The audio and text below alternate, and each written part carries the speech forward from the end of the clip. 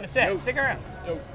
Hey, welcome to West Virginia Sports Connection. We are coming to you live from Appalachian Power Park on opening day. And, I'm your host, Tracy Abdullah, along with my co-host, Carl Lee, and there's no better person to talk to when you're talking West Virginia Power baseball than the toast man himself, Rod Blackstone. Rod, my man, it's opening day. Season's greetings, as we say, in the parking lot where there's a tailgate party going on, and even through the stands where, we run into old friends like Danny and say, hey, season's greetings, Danny. It's great to be here. Absolutely. Listen, could you pick better weather for today? Isn't this beautiful? So much better than I think last year. We almost had some snow, but yeah, so we should do a good crowd tonight.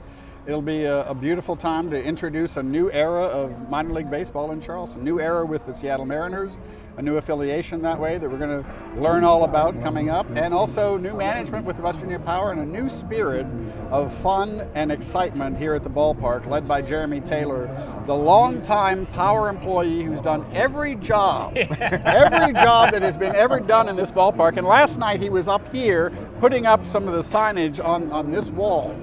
He's on one of those lifts that I don't even know what the name of it is. So Jeremy has done everything in this ballpark. Now he's a general manager. That's the best hire that Power made in the offseason, was bringing Jeremy Taylor on board. How do you get this job? I'm trying to figure out how do you get this job? Because I'm trying to figure out how do I get there? You become a free agent. I became a free agent in January, and so the Power just signed me up. Okay, all right, sounds good. So no, it's a different kind of thing. One of the things that I've appreciated about working with them, because I don't work for them officially, I work with them. I'm consulting with the West Virginia Power now this year through the All-Star game, trying to restore some of the connections that had been separated in the community, trying to get people to come back, and trying to really just sort of have a new spirit of fun here. There were some management issues in the last few years with the management structure that wasn't as productive as it could have been, and that's changing now. And that's one of the reasons I say Jeremy Taylor is a great addition and a great leadership position and a hire that they made in the offseason. He's done every job. He's creative. He knows everything that needs to be done, and it's been a good gig. This is where I need to be. I was with the mayor earlier tonight, and I'm thinking, if things had gone differently, I might have a different job right now, but I'm happy doing what I'm doing right now. Well, that's awesome. A lot of people don't know, when we first met, it was back in the old days at Powell Park, and I had just gotten out of school, and you're talking about Danny. I just got out. Danny just kicked me out of school and said, all right, get out there in the real world, and I came to you, because you were doing the PA announcing, and then you were moving on to another thing. Mm-hmm. And I kind of fell into it, and I said, Rod, I don't know what I'm doing, man. And you said, here's the script. I don't even know if you remember this shit. Here's the script. Follow this script, you'll be fine. Exactly. Do you remember that conversation? I do. And one of the other things I like about minor league baseball that I learned around that time and passed on, and I don't know if I passed on to you or not. In minor league baseball, you were limited only by the bounds of your creativity. And it's true, we have a blank canvas. We have an amazing facility that's here that can be turned into whatever an advertiser wants it to be. The Power fans last year was probably one of the lower attendance levels in the history of the Power since we built this ballpark because of the weather. The weather was just terrible last year. Yeah. 9 rainouts, 25 games affected by rain, and that means at 5 o'clock when people are thinking about whether to come to the Power game and it's raining, they're thinking, nah, we'll go some other time. So those games and the others affected by rain and affected by weather, and that meant that we had the lowest attendance that we've had in this ballpark. Even then, our Power fans have $1.2 billion in spending power. So when you put it that way, it's an advertising dream. You can say to Adelphia, you can say to anybody that you see out on the outfield wall, you can say to them, listen, you have a captive audience here for advertising purposes. And the other great thing that we have to sell here is hospitality. This year down in left field, where you see some little red umbrellas, it's the brand new Lowe's backyard patio, the Lowe's backyard patio, which we're introducing this year. We're taking underutilized space that nobody sat there for years. And now we're making it the coolest place to be in the ballpark with backyard patio furniture supplied by Lowe's. And the mayor's going to be down there tonight doing a party. So we have hospitality to sell. If you want to strengthen relationships with your vendors, if you want to strengthen relationships with your employees, if you want to just reach out to people, have a party in a luxury suite, bring them out here to the Lowe's backyard patio, bring them out here to the party deck. bring them out here just to be able to have conversation with 4 people in the stands. So that's what we have to sell. And it's a great sell. And I'm thinking, I'm just going to guess, you're probably a great guy to sell that too. Well, I like to think so, but I tell you what, I'm probably lower on the totem pole than a lot of other salespeople upstairs right now, because they've been selling it and they know what it is, and they appreciate what we have here. And this is a great environment. But for an advertiser, it's a blank canvas. Right. There's a friend of mine who's been coming here for years as a season ticket holder. His main business is a construction company, but on the side he also makes trophies, award-winning trophies. So I was talking to him over beer, and I said, you know what I want to do? I want us to have a live lip sync challenge. Last year he had all that tape lip sync challenge that Charleston Police Department did and everybody, and it just went viral.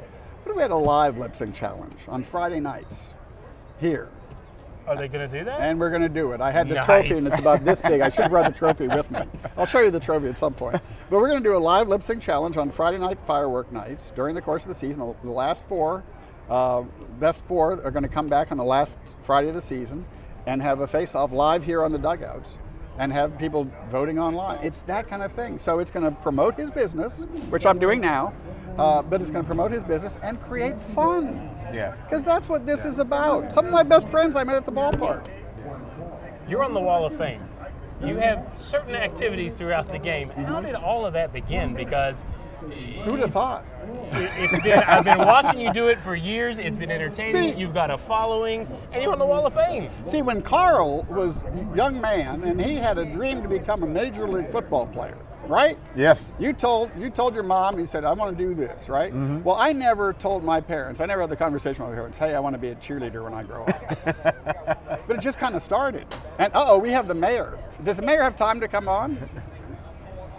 She's warming up. She's going to be throwing out the first pitch tonight. Well, we want you on the show, Mayor. Can you spare some time for us? I'm warming up. She's warming up. You might have some time. All right. I'd be happy to defer to the mayor. All right. Listen, Rod, thank you, brother. You bet. I appreciate your We'll get time. some more stories. Good talking to you. Absolutely. I know you're no stranger to this, Amy. Yeah, I'll see you down there. I'm warming up. You know what? I was watching you over there.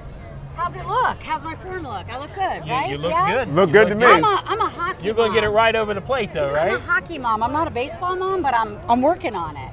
Well, you A know hockey what? mom. How are you a hockey mom? How am I a hockey mom?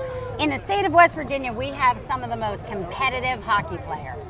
Really? From Wheeling to Charleston, from Bluefield to Huntington, absolutely.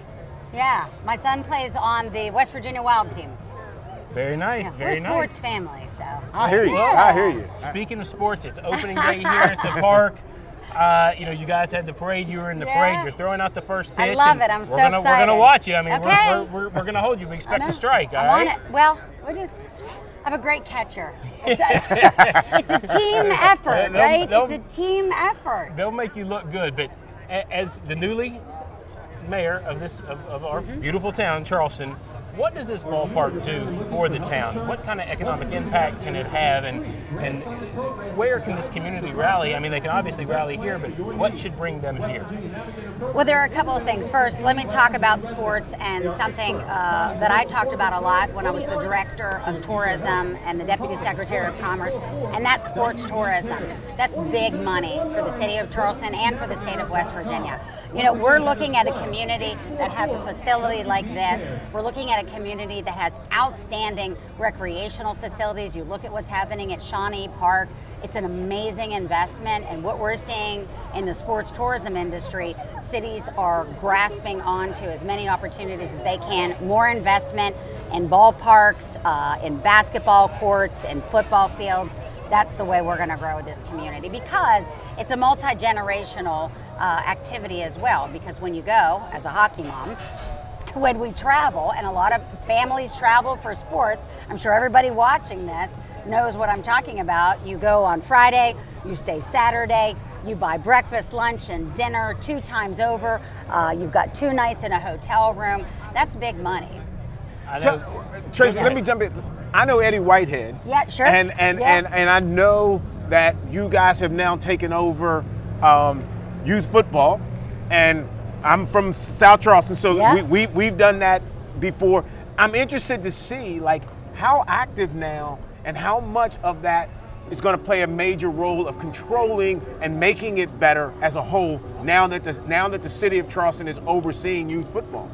Well, I think that a city has to grow in two different ways, right? It has to grow certainly from our economic base, which is downtown, right? More jobs, quality of life, safe downtown business atmosphere.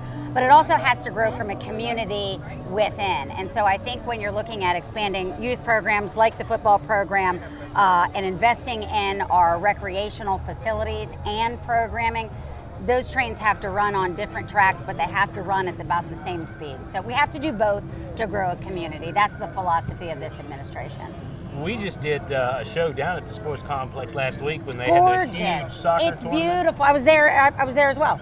It's gorgeous. It's a fantastic thing, and Alex Fadovich, our guest on the show, was telling us, 130 teams are in town. Yeah. Over 900 hotel rooms sold, and it goes Amazing. hand in hand with what you were saying with That's it. going to the restaurants, and obviously Yeah. I have a little stake in wanting people to come down to the restaurants Yeah, as well. So no, absolutely. And we're used to those people leaving to go somewhere else to play, not people coming here That's to right. specifically play. If you look at the trends that are happening in travel and tourism, sports tourism is either number 1 and 2. That's what people are going after, those destination places. People take their family vacations around sporting events. We just want, we'd love to have it all, but if we could just have a small slice of that, sign me up all day long. Because the return on investment that I get for every dollar that I put into travel and tourism is at least going to give me $8 back. That's an investment I'll make any day. I heard that. I was told that before you go. I know you got to go. I was told you're a scratch golfer. Is that true? No, I'm not a scratch golfer. That's what I was told. I think you're being modest. Golfer. Let's put some money on it. I'll meet you out. Well, I'm horrible at it, so you don't. I'm a golfer, and I know now I don't want to play with her. No. Just I'll be on your team. I'll do that. I'll hold you to that one. That's what all the good golfers say. I'm not a scratch golfer. My dad was a pro golfer. Me, not so much. I got you. I learned from the best. So thanks Awesome. for inviting Listen, me. thank you so much for coming thank down. I hope we you. can get you back on the show again sometime Absolutely, soon. I'd love to. Thanks. All right, Okay. good luck, I'm and gonna go warm up. we expect that strike. Okay, I know. I'm on it right now. I'm on it. See you guys. All right, thank you.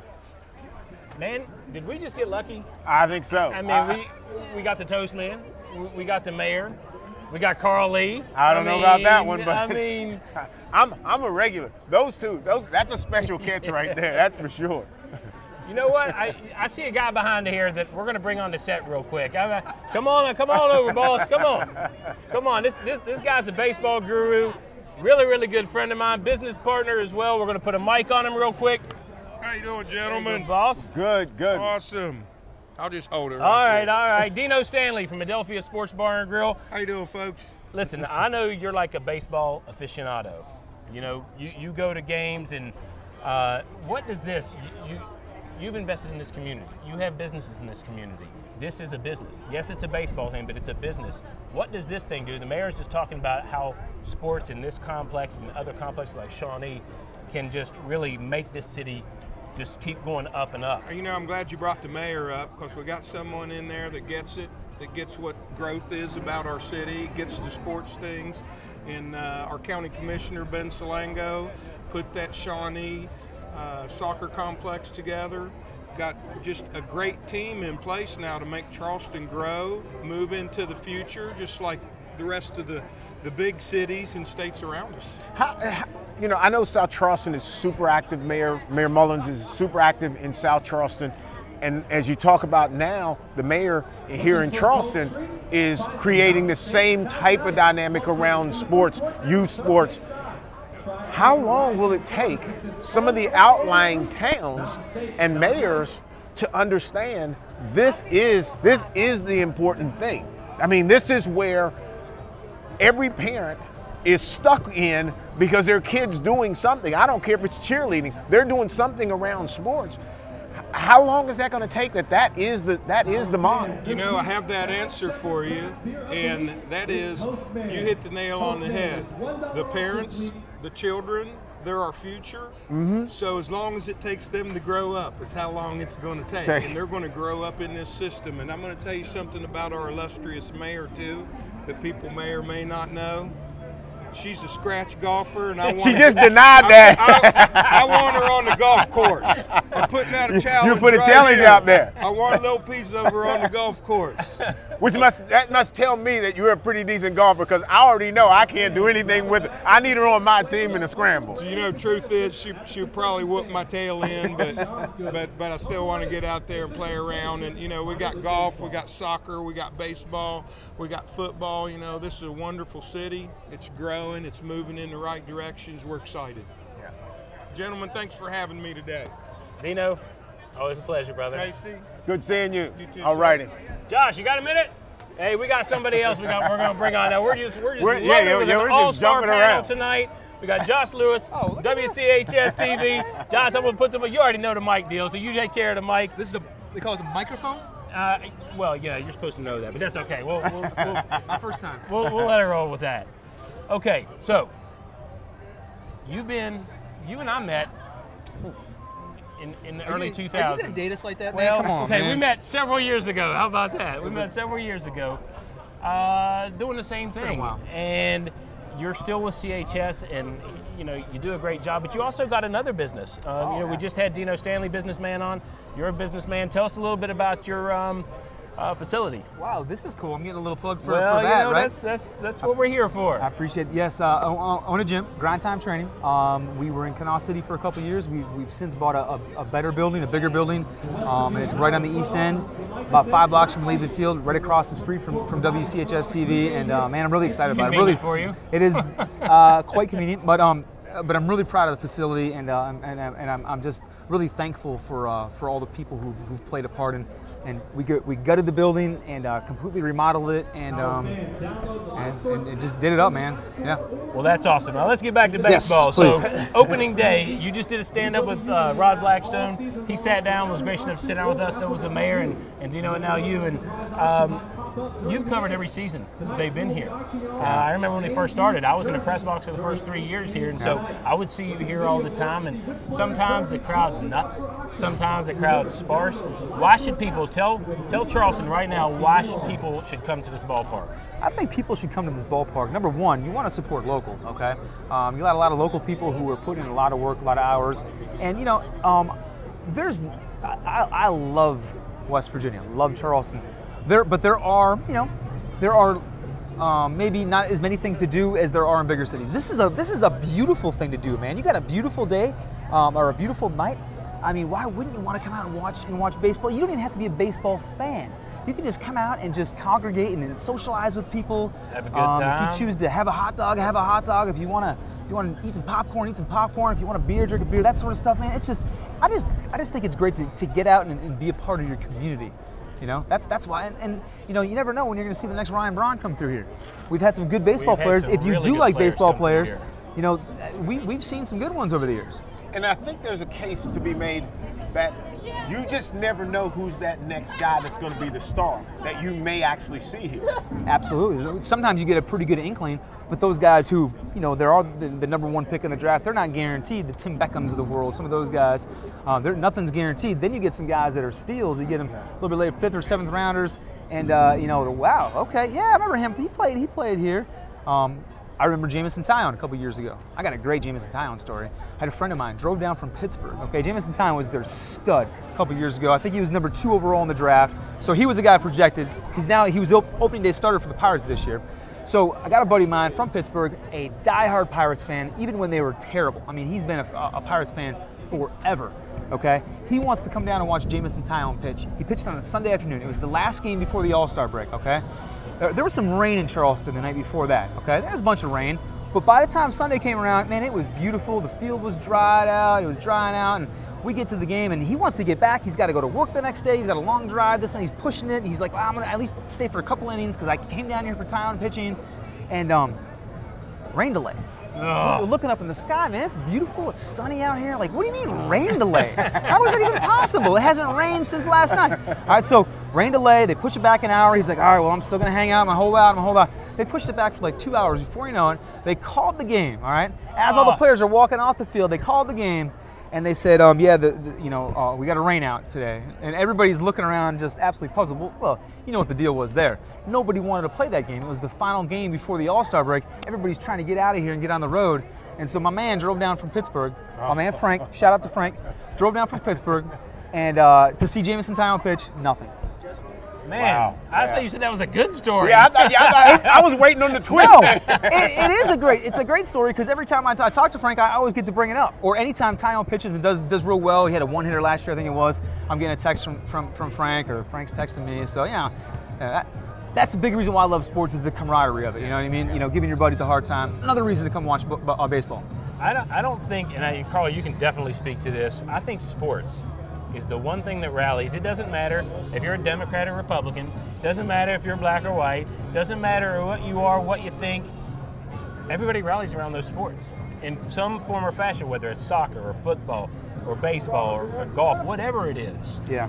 Sports doesn't see color. No. It just doesn't. You can be on the outside of it and see it, but internally, when you're in that locker room, when you're on that field, it's a teammate, it's family. And I've seen more teams now, basketball during Final Four, people having family as part of their slogan, that this basketball team, we're a family. That's what sports has done in our history, and I think it's starting to get even bigger, because I think whatever divides that we're having on the outside of sports is growing into this bigger, stronger family that it's promoting that now. It's on my chest, it's on my back. I'm saying this is a family. And to me, that's the greatest thing about sports, is you just get to go play with your friend, your best friend, and he becomes your family guy, and you count on him, he counts on you. There's nothing better than that. You can meet somebody out someplace and just, have a casual conversation. Somehow sports gets brought into it, and a lot of people will say they're a sports fan, but then you get around somebody who will drop something that not like the average sports fan would know, and then you're like, huh, we could be friends. You know what I mean? Yeah. And you're immediately drawn together because you both have this common interest of sports, and maybe sports beyond the surface level, you know what I mean? Going to that next level of fandom. Now, not everybody's a sports fan out there, which is fine. You get those other people where I've put my foot in my mouth more than one time. I would say to somebody, some stranger, yeah, imagine that. Some stranger, oh, did you see that game last night? No, I don't like sports. And I just kind of stop and I pause and I think to myself, they still make you? Okay. And then I think to myself, maybe we can't be as good of friends as maybe I perhaps thought we could have been, And to that thought about not being a sports fan, I don't think anybody can say that they're not a sports fan, but I'd say something around a sport that they saw that they didn't like. I don't know, because I feel like baseball fans, you don't even have to be a baseball fan, but you come to a baseball game just because of the atmosphere. Yeah. But I think if you've had that scar, and you're like, you know what, I don't do basketball, I'm not, I wouldn't call myself a basketball fan, but I can appreciate being at a game, what's going on. And the person who says, I don't want to go, I don't want to, I feel like that person's been scarred somewhere. And because I don't know how you can't like something where you can see people working together on a mutual goal and reaching it, or even the travel part of, you go somewhere and you lose. And me and Tracy are we're broke up together. And there's just something about, man, look at those guys. They laid it out there, I mean, how do you not love that? Yeah, you win together and you lose together, but when it's all said and done, it's like you have each other to lean on, and that goes for people, the players inside the locker room, the coaching staff, they can lean on each other because they all feel each other's pain, but then also beyond that to fans, dude, I can't believe the Vikings lost to the Saints in overtime. You had to say they were headhunting. No, I'm a Vikings fan, dude. I forgot you too. I forgot you were a Vikings fan. If you ever want to kick me in the stomach or just get me when I'm down, talk about the '98 NFC Championship game. All right. And Gary Anderson's missed field goal. He had missed all year long. Overtime, taking a knee. Not many people can really feel that. But Carl Lee can feel me. You know what I mean? And I can tell you that you But you can lean on each other, and you can celebrate together, and you can commiserate together. One of the best times I've ever had is after the Mountaineers beat Kentucky in the Elite Eight. All right. Now I'm not a born and bred West Virginia guy, but I had a vested interest because if they go to the Final Four, guess what? I'm going to the Final Four. You know what I mean? So that night after they beat Kentucky in Syracuse, New York, man, it was one of the best nights of my life. It was just so much fun. Just the pure like, did this really happen? Yeah. You know? And you're celebrating with your buddies, you know? I think one of the things where we bonded was again, I'm sorry to date us, the 05 bowl down in with White and Slayton. Sugar Bowl. Sugar Bowl, thank you. 20-0, man, over Georgia. Man, it was. Then it got close. It got real close. Yeah. And everybody was getting real nervous. And I remember we, kind of ran around the game that night. It was a good night, and it just brings people together. And it's the same thing. When I was coming back from vacation this year, and it was Sunday, and everybody knows, and Carl knows, I'm a Steeler fan, right? Well, they had to win, and Cleveland had to win, right? Yep. Well, I'm stuck in traffic. I'm missing the game. I can't find it on the radio. I'm on Sirius. I'm on everywhere, and I can't find the game. Pull off an exit, right, in Columbia, South Carolina. Run into a Buffalo Wild Wings, and it's a ton of Eagle fans, and you're not thinking in Columbia, South Carolina, but then you have these Steeler fans, and then so I'm bonding with all these guys, and it's like the fourth quarter. I don't even get there to the fourth quarter, and we're bonding, and so they win, right? And so like, okay, we just need Cleveland to win. And anybody who is a Steeler fan never, ever, ever, ever roots for the Cleveland Browns. It's like a Twilight Zone. Let me tell you what, I was the biggest Cleveland Browns fan in that moment. And everybody was like cheering on Baker Mayfield, and then it ended, and everybody was like this. Forget the Browns again. We hate the Browns. Yeah. I grew up a Browns fan. You did? My dad was a Browns fan. I grew up a diehard Leroy Kelly. If the Browns would lose back in the day, I'm crying. Like I'm in tears. So I have a little bit of Browns in me. I got you. Well, listen, man.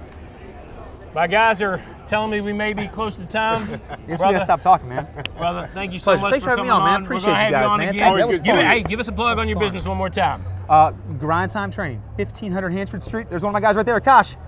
How those push-ups looking? Grind Time, hashtag it. 1500 Hansford Street, East End of Charleston. Check our Facebook. We're getting a website together. Call us, text us. We'll get you more information. Appreciate that, man. Thank you. Anytime, brother. All right, appreciate you. Good seeing you. We good?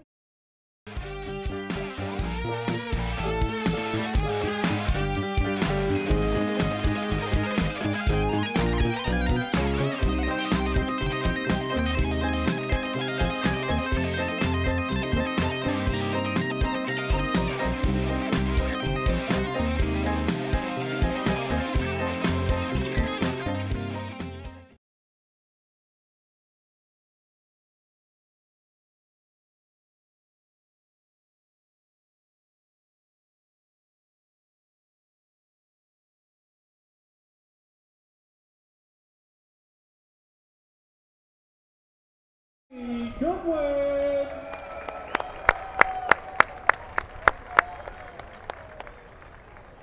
See what she's got.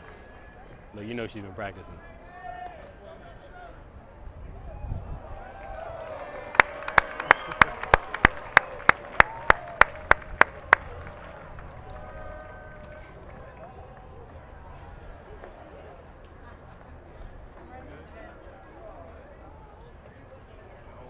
Fans, at this time, the West Virginia State Champions.